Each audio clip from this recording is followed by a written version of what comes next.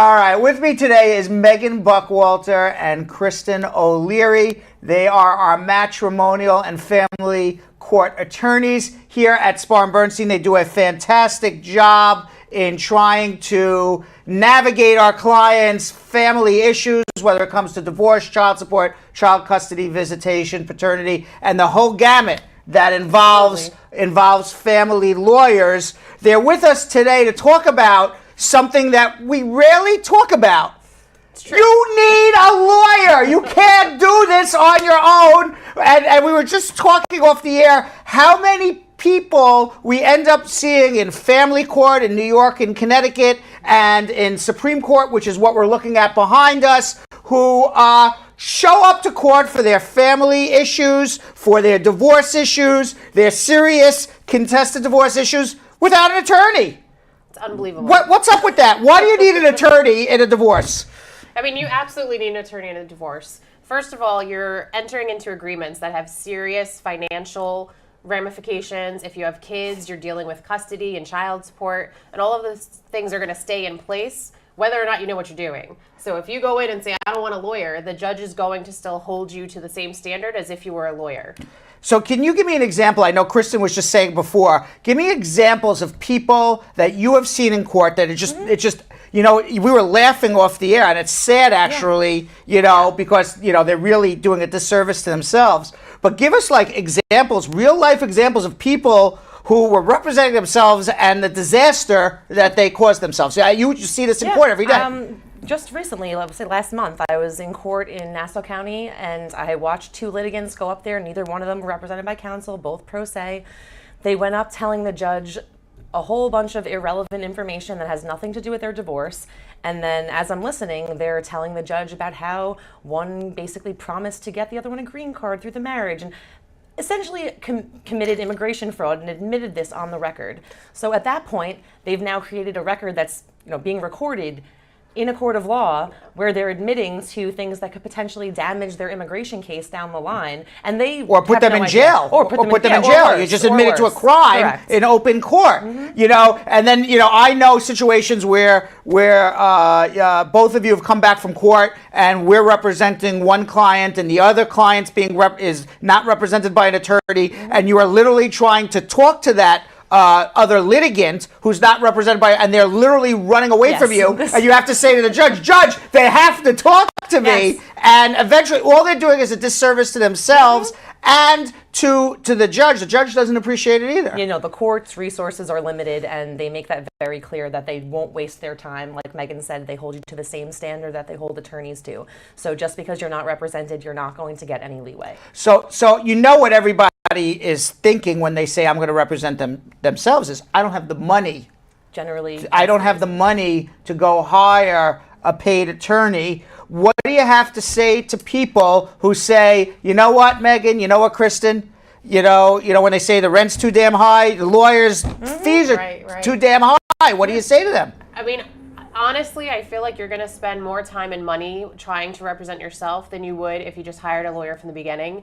You have to take time off from work to appear in court, and every time we appear in court with someone who's representing themselves, we have issues with discovery, with submitting documents, and so the case gets dragged on, and you have to keep taking time off from work, appearing, and you're wasting your own money by doing that. If you had a lawyer, we could get it done quickly and efficiently, and we would also be protecting your rights at the same time.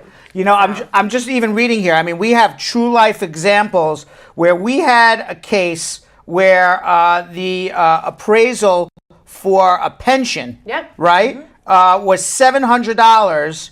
And tell us about that case. Yeah, so this is just across the board. When you're representing yourself, most of the companies that do appraisals for pensions and a divorce charge almost double, if not more, for self-represented parties to pay their fee. So our client only had to pay $700, and the client who was representing themselves had to pay almost $1,800 in the end, simply because they were self-represented. The company wasn't doing anything different. They just charge more because they know it's going to be more difficult to deal with someone who is self-represented. Right, because the pension companies, just like lawyers, are charging for their time, and they say, you know They're what, gonna get more phone they're going to get more phone calls. I don't understand. Please explain this to me. And now they paid more than 2.5 times for the same pension report, and they don't even know what to say in court, and they literally just get destroyed. It's actually sad to watch. It's throwing your money away. Yeah. No, it's sad to watch, from, and we're happy for our clients, obviously, but, it's sad to watch when we represent a client and we just literally destroy the person who doesn't have an attorney, and you're like, please get an attorney. It makes everyone's lives easier, and it's going to definitely make the case better for both parties if they both have attorneys. So give us an example. I know you were talking off the air with me about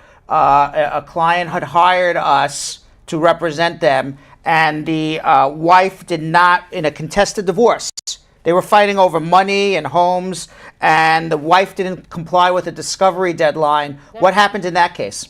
Well, that, unfortunately for her, but fortunate for us, the wife did not comply with any of the discovery deadlines. Well, what is the discovery deadlines? Discovery deadlines are when you have to submit certain financial documents in a case. So the first time you go to court, the judge issues an order and says, all right, within a certain amount of time, you have to submit certain documents. And again, the judge doesn't care if you're choosing to represent yourself. You still have to comply with his or her orders.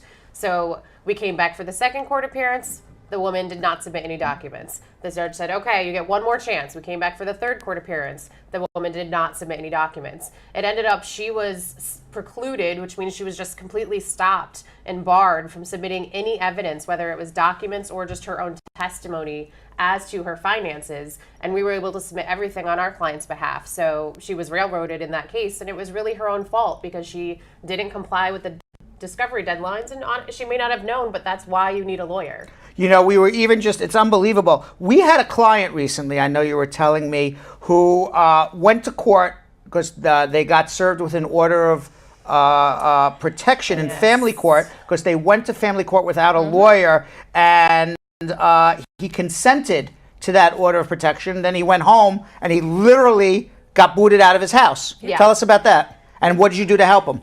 Yeah, that was pretty brutal. I would say you absolutely need an attorney to go with you to court when you're going on an order of protection case, even if it's in family court. There's criminal ramifications. So if you are alleged to have violated the order of protection, you're getting arrested.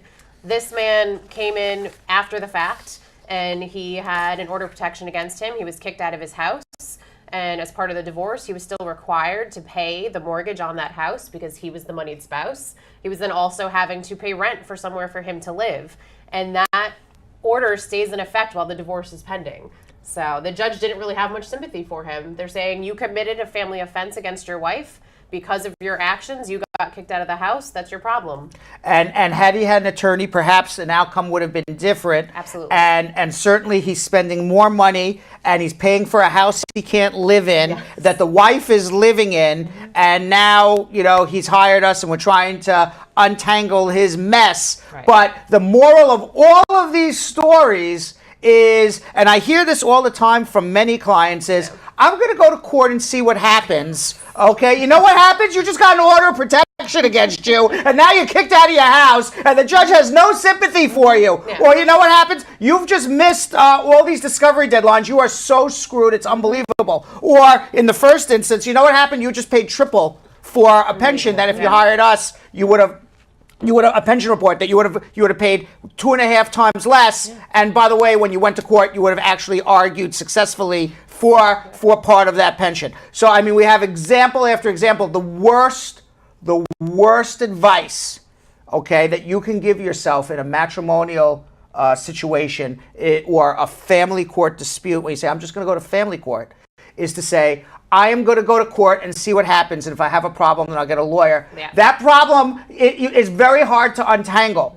The smart person, you will save money in the long run. You will save anxiety, heartache, stress time from work.